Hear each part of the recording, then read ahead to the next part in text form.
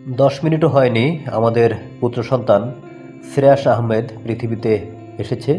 ওর আপু আদ্রিতা তাসনিম পাশে বসে বিস্ময় ভরা চোখে ওর দিকে তাকাচ্ছে।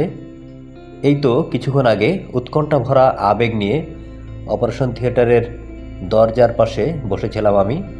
শ্রেয়াস জন্ম নেওয়ার পরপরই ওর নাড়িটা কেটে ওকে কিছুটা কাঁদিয়ে বের করে আমার হাতে দিয়ে গেল ওখানকার একজন নার্স।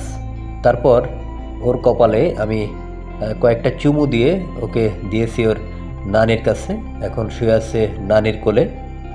ওর আপু আদ্রিতা তাসনিমও এখনও ছোট, হয়তো খুব বেশি কিছু বুঝে উঠতে পারছে না, তাই পাশে বসে দেখেন মোবাইল চাপাচাপি নিয়ে ব্যস্ত। আর আমি জাস্ট ওর মুখোমুখি দাঁড়িয়ে ওর দিকে তাকিয়ে আছি।